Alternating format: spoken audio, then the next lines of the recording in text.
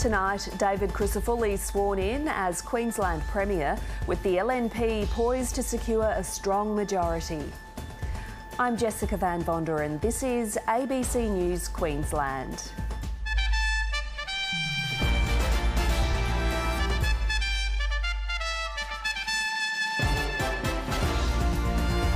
Donald Trump puts on quite a show at Madison Square Garden, rallying a state he's expected to lose. The 3G network switched off around the country, impacting thousands of devices. And 40 years after becoming superstars of the ice, Torval and Dean prepare for their last dance.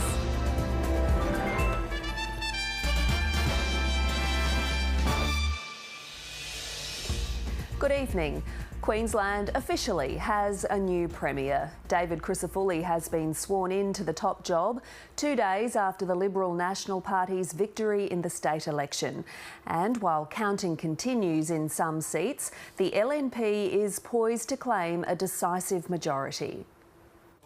Taking his oath and his place in history. I, David Frank Crisafulli. Queensland's 41st Premier is sworn in. His deputy too.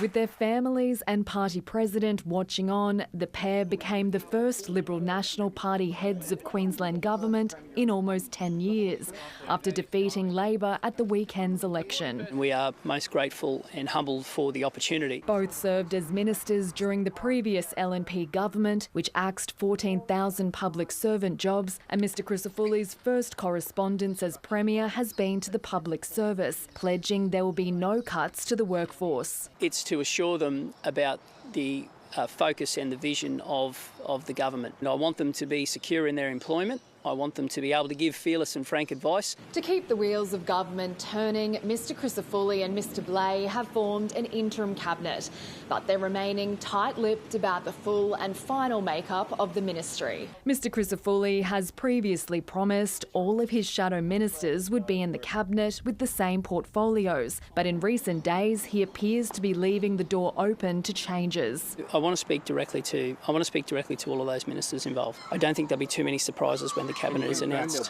In the run-up to the election, the LNP released a blueprint for its first 100 days if it won power, promising in its first week to ask the Justice Department to start drafting laws that would see minors tried as adults for serious crimes. It'll be law by Christmas. But advocates have again warned against those changes. Queensland already imprisons more children than anywhere else in Australia, but it's clear that this has not made the community safer. I understand there's different views. Even my harshest of critics would have to acknowledge I've spent more time talking about early intervention than I have about the stronger laws. As the count continued, Labor leader Stephen Miles was laying low. On ABC Radio, he ruminated on the loss. In hindsight, the government was too slow to respond to the escalating crimes that we saw in 21-22, particularly in places like Townsville.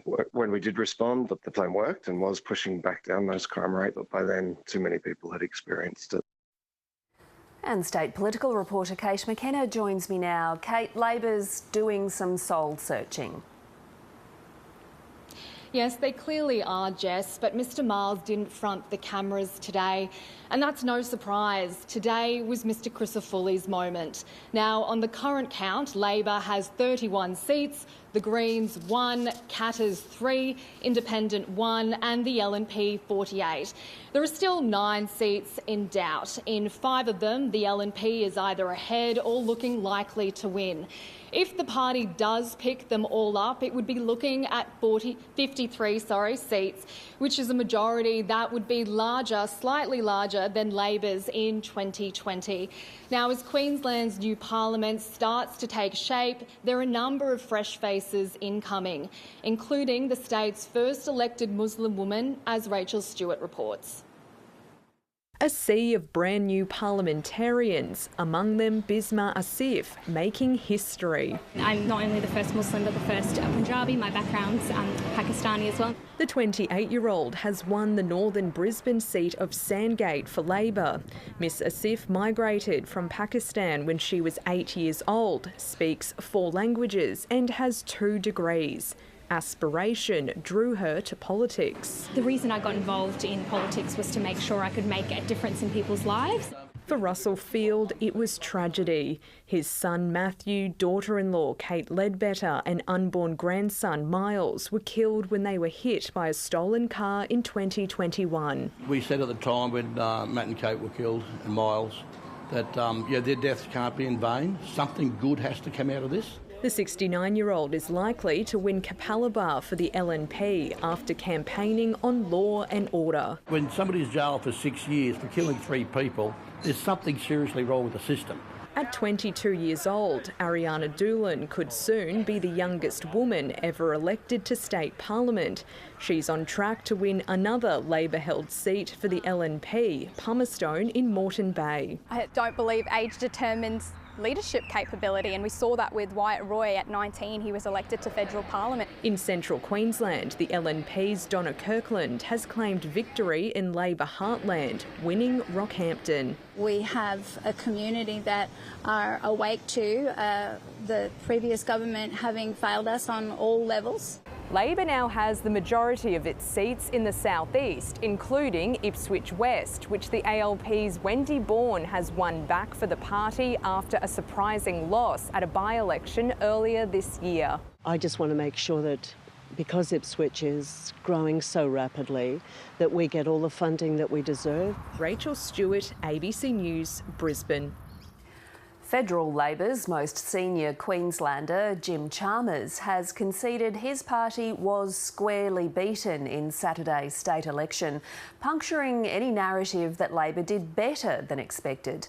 The result is a big wake-up call for the Albanese government as it prepares for a tough federal election next year. Here's Chief Digital Political Correspondent Jacob Grieber.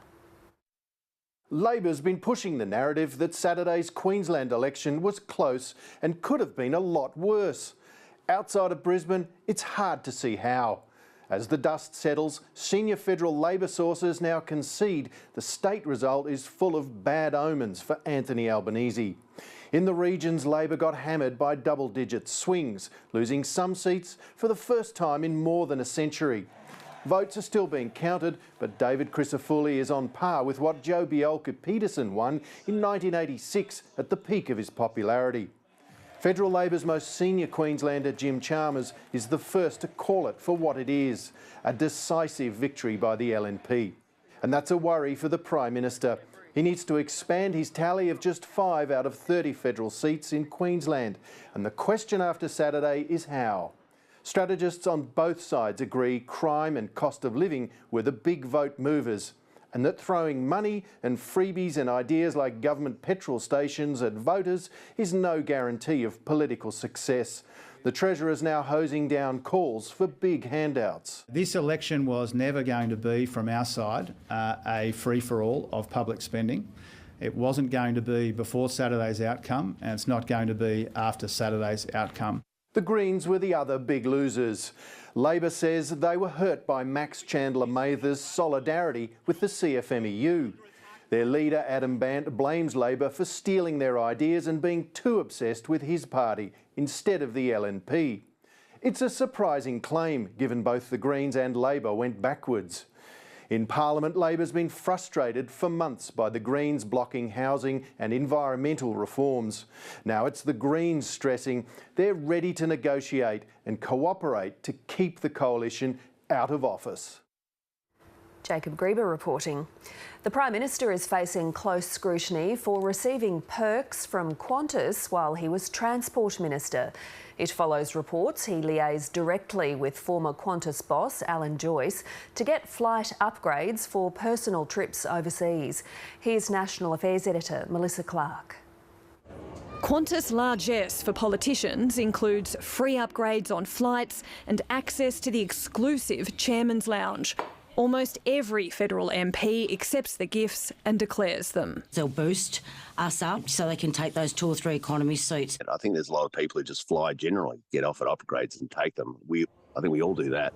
But the Prime Minister is under additional scrutiny, with a new book on Qantas reporting that Anthony Albanese didn't just receive flight upgrades at the gate, but liaised directly with Qantas CEO Alan Joyce about upgrades for his personal travel, including when he was the Transport Minister.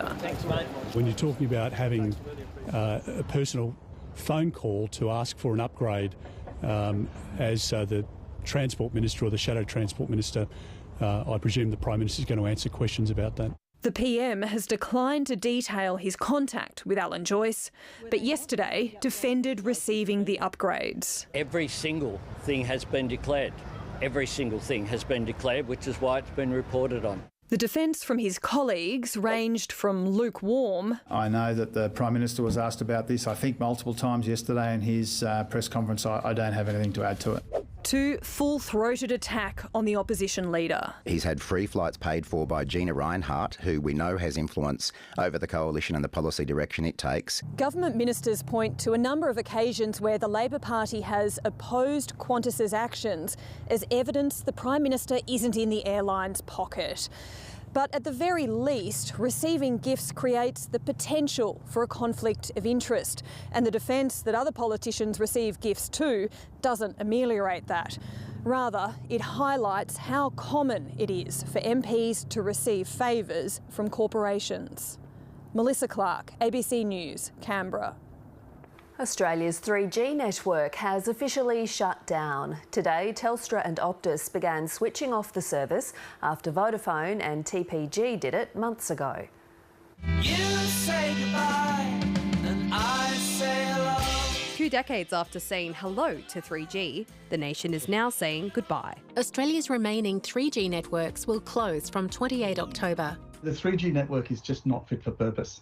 So that's the main reason we're shutting it down. We're going to repurpose it for 5G, which means that we can roll out 5G much more efficiently and quicker. Many in regional Australia have been upgrading their infrastructure for months or even years. I've actually surveyed a few businesses today, and a few of them actually said, oh, didn't that already happen? So I think they're pretty prepared. The shutdown is happening in a staged process around the country. 3G users will first lose access to calls and data, and eventually even 000 calls will be blocked. The government says there are programs in place to give free replacement phones to vulnerable people. Smartwatches, security systems and personal medical alarms that use the 3G network will also be affected. Family members and neighbours will need to remind elderly people in particular that they should be looking at their telephone coverage and seeing if their telephone is up to date. Some in rural areas aren't sold on the promise of faster speeds when black spots remain. Supposedly I have coverage, but you can't make a call with no bars. It just drops out, which is fine if you're within the area of the house, but outside of that, no calls. So that's where I'll get a bit worried about my safety out in the farm. We said that we would not shut down 3G until we provided complete equivalence of coverage to 3G. And we've done that. Telstra and Optus say customers can reach out if they need support in making the shift. Adrian Reardon, ABC News. Lawyers for journalist Antoinette Lattouf will argue former ABC chair Ita Buttrose and managing director David Anderson were either decision makers or materially involved in her sacking last year. Ms Lattouf is suing the ABC for unfair dismissal in the federal court. She was taken off air partway through a radio presenting stint in December after sharing a social media post about the war in Gaza. The court heard the ABC contends the chief content officer was the decision maker. The journalist argues she was fired for expressing a political opinion and race was a factor. The ABC denies that. Donald Trump has wrapped up his penultimate weekend of campaigning with a star-studded rally in the heart of New York City. But as Mr Trump courted votes in a state he's expected to lose, his Democratic opponent Kamala Harris was in a key battleground, with polling showing the race for the White House deadlocked just 8 days from Election Day. North America correspondent Barbara Miller reports from New York City.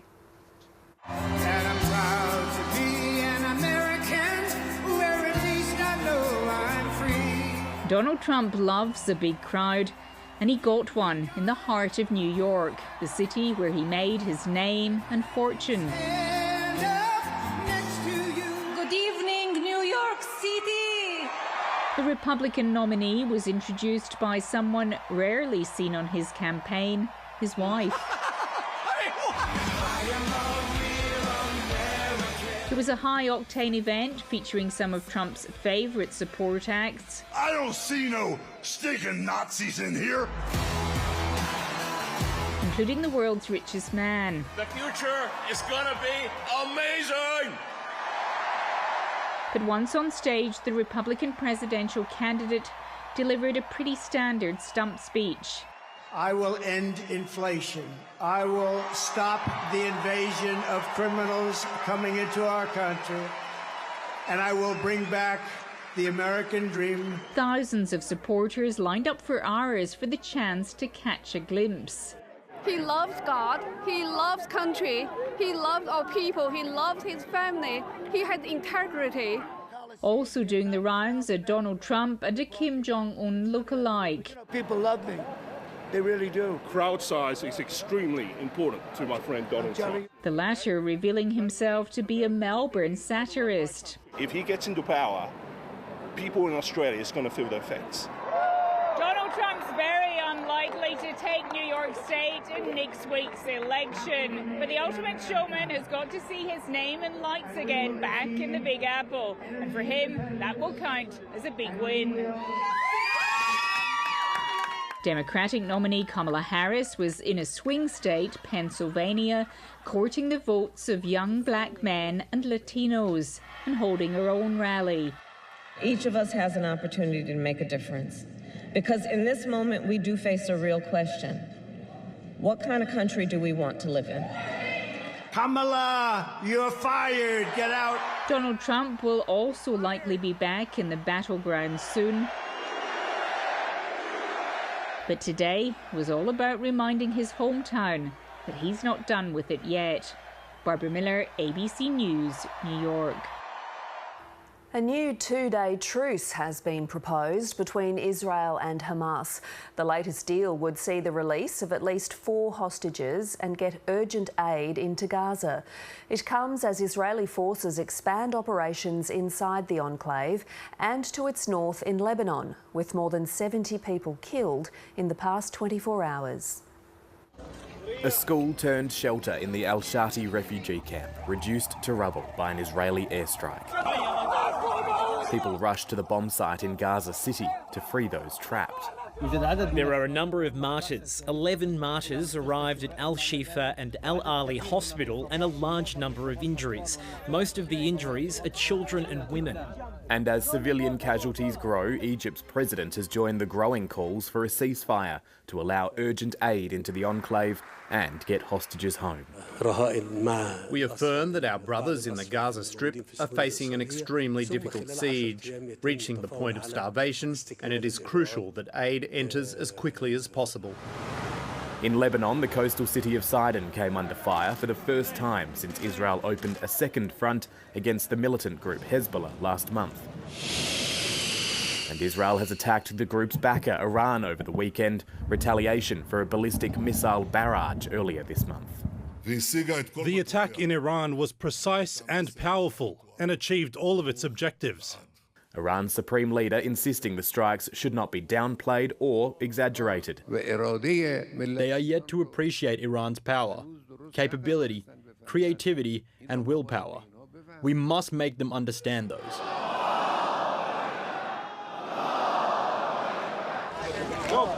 Israel also faces threats from within its own borders. North of Tel Aviv, a truck ploughed into a bus stop outside a military base in Glilot, injuring dozens. Police say the alleged attacker, an Arab Israeli, was shot dead by bystanders. The investigators will be poring over the wreckage for some time, looking for any clues they can, but we also know that Israel's intelligence service will be looking into this matter, trying to figure out what they can about the driver as they consider if this was a terrorist attack. Perhaps a tougher question for the intelligence service is how to keep Israelis safe at home. Matthew Doran, ABC News, Glilot. British-Australian mining giant Rio Tinto wants to build a lithium mine so big it could supercharge Europe's renewable energy transition. But the proposal is proving controversial because the valuable mineral would be mined underneath a small community in Serbia. Europe correspondent Mazoe Ford reports from Western Serbia. This is the Jadar Valley in Western Serbia. Above ground, there's forest and farming. Below, Rio Tinto has found lithium. Farmer Zlatko Kokanović's family has lived here for 7 generations. Rio Tinto's bought 50 properties nearby and wants his too. I don't have any intention of selling my property. I live here with my family. I have made my business here. This land is sacred to me. Rio Tinto wants to build a mine underneath the agriculture to extract enough lithium for 1 million electric vehicle batteries per year. We've got enough for at least 40 years of mining, and that would be the largest, longest life, highest grade deposit in all of Europe. So it's pretty valuable to Rio Tinto? Oh, pretty valuable to the people of Loznica, the people of Serbia and Rio Tinto. Many Serbians, though, don't believe that.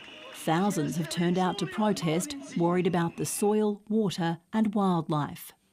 I think that it will destroy our environment. We've seen a wave of disinformation around the project. Several scientists in Serbia say the environmental concerns are legitimate. It's not our job to scare people. Our job is to tell the truth. You cannot have both mine and biodiversity, habitats and landscapes that we have. It's impossible. Serbia's government is already in talks with car manufacturer Mercedes-Benz, Germany and the EU about the lithium's potential. It is certainly an economic opportunity, it's a geostrategic opportunity, it's a political opportunity. The minister says the mine will only go ahead if it meets environmental conditions, but opponents believe she's already made up her mind and they're vowing to keep up their fight. Zoe Ford, ABC News, Western Serbia. To finance now, here's Alan Kohler. The US dollar is surging at the moment because traders and investors now think that it's not a recession in America they have to worry about, but another burst of inflation.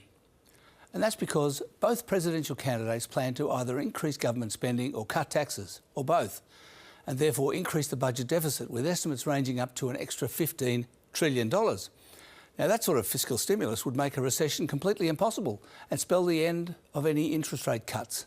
Therefore, US dollar up and Aussie dollar down, below 66 for the first time in a while. Good for exporters, bad for travellers. On the share market, there was a spill in the yellowcake aisle, with uranium miner Paladin Energy down 15% after revealing that its attempt to buy a Canadian uranium deposit for $1 billion has been put on hold by the Canadian government for national security reasons, for goodness sake. Oh, and a minute's silence for Mosaic Brands Limited, owner of shops such as Rockman's, Rivers, Noni B and Katie's. It was suspended and put on life support 2 months ago, but the plug was pulled today and it's gone to meet its receiver. The share market as a whole went up a bit. The US market held its breath on Friday, while shares in Tokyo rose 2% today, and the crude oil price fell because Israel decided to slap Iran rather than punch it. The Financial Review had an interesting graph today. The number of property investors or landlords is in decline, especially those that are negatively geared. The proportion of taxpayers claiming tax losses has fallen below 10% for the first time in 20 years. And that's finance.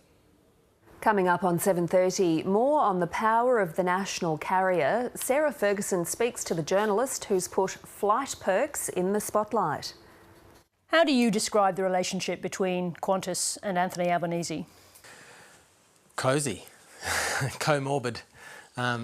It's been a long-standing relationship, particularly under the previous leadership. Sometimes if you work the right assets, you get lucky. The Lions are already planning their AFL Premiership defence, locking in star forward Cam Rayner long term. The former #1 draft pick has inked a 6-year deal, turning down the chance at free agency. The 25-year-old was pivotal in Brisbane's campaign as they ended a 21-year title drought, kicking 6 goals in the finals. But it's the club's young Cubs who give him confidence Brisbane will be Premiership contenders for years to come. You already look at blokes like Kai Loman and Logan Morris, who've just really hit their straps last year and played their first bit of footy. They're going to come back next season to be even better than they were. The feeling of last year was unbelievable, but I feel like there's still so much more in this group that we can give. New Zealand has had a comprehensive 61 goals to 43 win over Australia in Perth to claim netball's Constellation Cup with a game to spare. Grace Jacqui continued her prolific series with 47 goals from 50 attempts. It's only the third time the Silver Ferns have won the Constellation Cup and their first victory over the Diamonds in Australia since 2019. Well, few performances have gone down in history like that of ice skating duo Torvill and Dean's routine to Ravel's Bolero. The ice skating couple captured the world's attention at the Sarajevo Winter Olympics 40 years ago, remaining in the public eye ever since. They're now preparing for an Australian farewell tour. A legendary duo back in their skates. 40 years ago, Torvill and Dean stunned the world with this routine. Skating to Ravel's Bolero, it received almost perfect scores, sweeping gold at major competitions, including at the World Championships. Can you remember that moment? I do actually, because when we see playbacks, it was almost like kind of a relief that, you know, we'd skated well for the European Championships, the Olympics we'd already won, and the World Championship was the third one. We wanted all three that year. At that moment, it might have been a relief, but it was also this, like, what's next? Yeah. The duo is in Australia to promote their final tour together. That visit in June next year will be the first time the pair have performed here in public since 1994. They say that this tour will be their last before they retire from skating. We started to really enjoy performing in front of a live audience in big arenas, and to see them enjoying watching us. And watching on today, perhaps the next Torvill and Dean. It was so amazing. It's a one-life opportunity. This is what it's all about, the kids. Yeah. It's their, you know, the future of what they get out of it. Not everybody's going to be a champion, but it's a discipline. Practice making for a perfect career, which has never been on thin ice. Digby Worthwaller, ABC News, Sydney. Weather now with Jacqui McLaren. And Jacqui, lots of storms about today. Yes, we have seen lots of storms, Jess. An active afternoon and plenty of rumbles of thunder, that's for sure. Good evening, Queensland. Well, we saw the storm activity kick off from about 1 p.m, particularly for central and southeastern parts, with multiple severe cells rolling through the scenic rim toward Ipswich and reaching the capital about an hour ago, bringing small hail, plenty of lightning, rumbles of thunder, short bursts of rain, and leaving many without power too. Now, on the satellite, we can see this impressive line of storms under all this thick cloud, which is drifting east at the moment, but warnings still remain current, so do stay up to date. As for photos, well, we had plenty sent in today. Harley soaked up the Serenity before the storms. Meanwhile, Ken woke up in paradise in Port Douglas. Thanks, everyone. Checking temperatures now, and Camberwell took out the hot spot at 41 degrees. Meanwhile, a cool 12 degrees overnight for Applethorpe, and Brisbane hit its peak at 27 the top. Onto the chart, and it's here where we can really see what was bringing us those storms and showers, and it's thanks to this trough here which deepened throughout the day, ramping up the activity as it marched its way offshore. So tomorrow a little more settled, but we could see an active afternoon yet again, particularly along the east and up to the far north. To forecasts now, and we've got the heatwave warning continuing in the far north. 37 degrees for you, Weeper. Showers possible for the northwest and coastal parts. Hot and mostly dry further inland though. Sunny skies about the Channel Country, Maranoa and Warrego regions. Birdsville, you're heading for a top of 38, a cool of 29 for you though, St Lawrence. In the southeast, a foggy and misty start to the day with some pockets of sunshine and cloud in the mix. A shower or two is possible, 26 the top for you, Toowoomba. Brisbane, you could see a shower or two and heading for a top of 29 degrees. Surfers, if you're lucky enough to tackle the waves before work tomorrow, do it. We do have a decent swell arriving tomorrow. The exposed breaks will be your best option. Boaties, winds 20 knots for you, seas below 1 metre. Sunrise will be at 4:59 and sunset will be at 6:05 in the evening. And looking ahead, more unsettled weather on the way with the storm activity possible to peak at the end of the week. So Jess, just a reminder to stay up to date with those warnings. Will do. Jacqui, thank you so much. That is ABC ABC News to the moment. Thank you for your company tonight. We'll keep you up to date on our website. But now it's time for 7:30. Good night. Good night.